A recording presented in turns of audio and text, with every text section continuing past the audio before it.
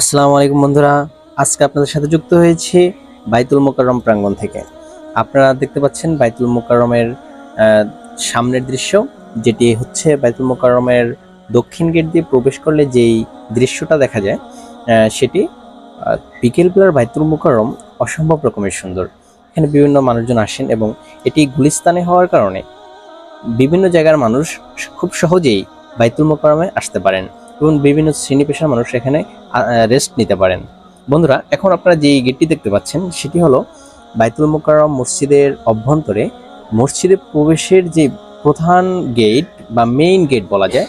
আরও কয়েকটি গেট রয়েছে, কিন্তু মেম্বার বরাবর মেহরাব বরাবর যে গেট সেটি হলো এটি। এখান দিয়ে একদম সোজা বরাবর ইমাম সাহেবকে দেখা যায়। এই সেই মেহরাব, যেখানে বসে বাইতুল মোকাররমের খতিব সাহেব খুতবা দেন এবং তিনি ইমামতি করেন সেই জায়গা। এই যে আপনাদেরকে ভিতরের জায়গাগুলো দেখাচ্ছি, আসলে বাইতুল মোকাররম মসজিদের ভিতরের দিকটা কেমন। আসলে একটি জাতীয় মসজিদ হিসেবে যে এরকম পরিপাটি এবং সৌন্দর্য থাকার কথা ছিল, আসলে তেমনটা কিন্তু বাইতুল মোকাররমে এখনো পর্যন্ত সেরকম সৌন্দর্য নেই।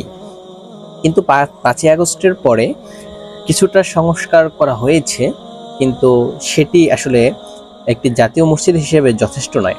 আমি আপনাদেরকে দেখানোর জন্য আরও সামনে চলে আসছি।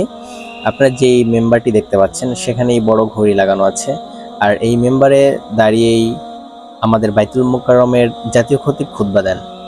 আচ্ছা বন্ধুরা, এখন যে জায়গাটি দেখতে পাচ্ছেন সেটি হলো বাইতুল মোকাররমের উত্তর গেট। এই উত্তর গেট সম্পর্কে আপনাদের সবারই কম বেশি ধারণা রয়েছে। কোনো মিছিল মিটিং শুক্রবার যদি ঢাকা শহরে থাকে, তাহলে এই উত্তর গেটের কথা আমাদের সর্বপ্রথম মনে আসে।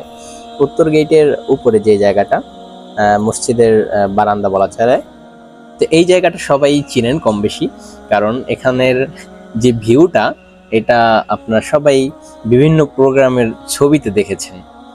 এই জায়গাটা হলো বাইতুল মোকাররম উত্তর গেট দিয়ে প্রবেশ করলে প্রথমে বারান্দার সাইডে যে জায়গাটা খুব সুন্দর।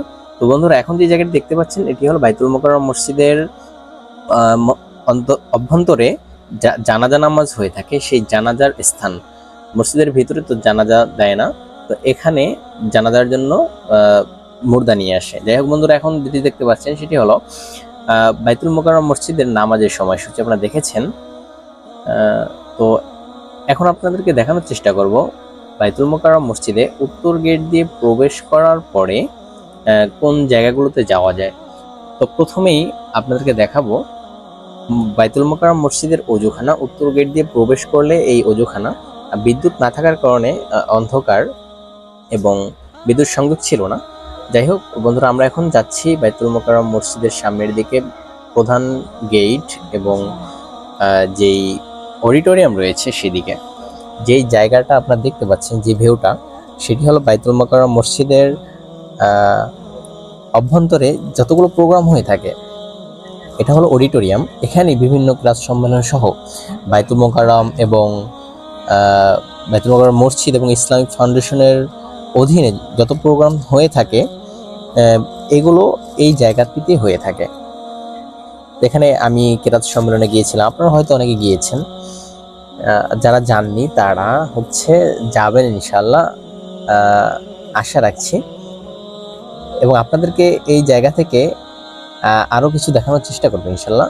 এখন আপনাদেরকে আমি দেখানোর চেষ্টা করব এই জায়গাটা থেকে, অর্থাৎ এই অডিটোরিয়াম থেকে যে মেইন গেটটা, এই গেট দিয়ে আমরা একটু আগে যেই জায়গাটা দেখলাম, যেখানে মেম্বার বা মেহরাব যেখানে যাওয়া যায়, সেটি এই গেট দিয়ে খুব সুন্দরভাবে যাওয়া যায়। যাই হোক বন্ধুরা, এখন আপনারা দেখতে পাচ্ছেন বাইতুল মোকাররম মসজিদের পূর্ব গেট।